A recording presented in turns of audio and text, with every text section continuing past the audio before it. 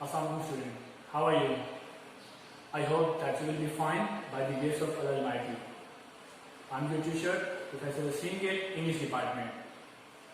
Student, as you know, we have already completed our AD course. But lots of students demanding me, sir, please, the pressing point and the topic of pricing, please again read it down and revise this topic, because this is very important topic for graduation level, especially AD classes. This topic contains 25 marks, which is very important for you because lots of students, lots of marks gain from this topic.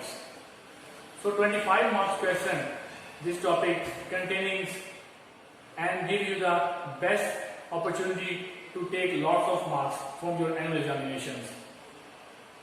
So student, here we go now, the topic of pressing comprehension, which is very important for you.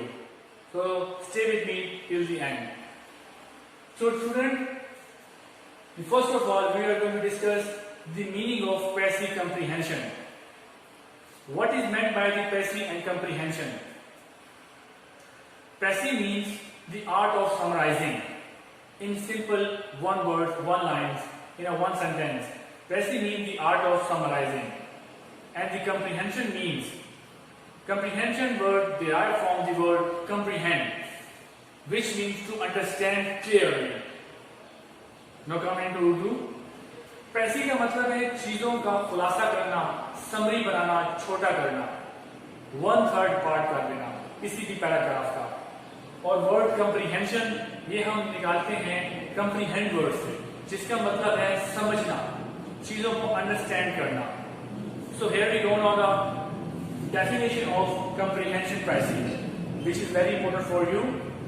If you know the definition and important rules of pressing, definitely you make command on this topic. So pressing means shorthand, summary, khulasa, the art of summarizing. As student, I am underlining the main word, the art of summarizing. Pressing means the art of summarizing. Comprehension, comprehension word derived from comprehend, which means the art of understanding. समझना, किसी चीज को clearly समझना और उसका खुलासा बनाना, that means pressing comprehension. So अब हम इसकी थोड़ी डेफिनेशन को थॉरली पढ़ते हैं. Definition: the word pressing derived from the French word. जो pressing word है बेटा वो French word से निकला है. That means summary. And the pressing writing means the art of summarizing. I hope आपको समझ आ चुका होगा. इसकी डेफिनेशन ये है pressing की. Pressing word derived from the French word, which means the art of summarizing. So here we go now. Some important rules, which is very important to make a good pressing and you can take 25 marks from the annual examinations. Student, ये rule इतने important हैं कि अगर आप इन rules पे अपनी grip बना लें, इनको अंडरस्टैंड कर लें, इनको समझ लें, तो डेफिनेटली आप इस 25 मार्क्स के क्वेश्चन को अच्छा अटेंड कर सकते हैं. सो मेरे साथ रहिएगा और इन रूल्स को हम थॉरली इम्प्लीमेंट करेंगे, डिफाइन करेंगे और इनकी हम एक डेफिनेशंस को थॉरली कंप्लीट अंडरस्टैंड करते हैं कि ये होते क्या है और इनको कैसे हम इन पे ग्रिप बनाकर अच्छी प्रेसिंग अटेंड कर सकते हैं. The very first rule, clarity. आपकी टेंसेस पे ग्रिप हो और आपकी राइटिंग स्किल में क्लैरिटी होनी चाहिए. ये प्रेसिंग का रूल नंबर 1 है स्टूडेंट. आपकी प्रेसिंग के अंदर क्लैरिटी होनी चाहिए, हर एक चीज वाज़ेह क्लियर होनी चाहिए. The second one, read carefully. The para which is you found in your annual examination. आपको जो पैराग्राफ दिया जाता है, सबसे पहले उसको रीड आउट करें क्लियरली, उसको अंडरस्टैंड कर लें एक दफा पढ़कर इस पैराग्राफ में दिया क्या गया है. Read carefully the passage which is given in your annual examination. The third one, underlining.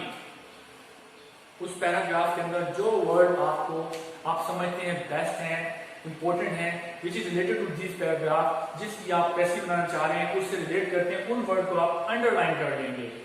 आपके पास लेड पेंसिल होगी एग्जामिनेशन हॉल में, पेन होगा, जो कुछ भी आपके पास है, उससे आप उन वर्ड्स को, उन लाइन्स को अंडरलाइन कर लेंगे.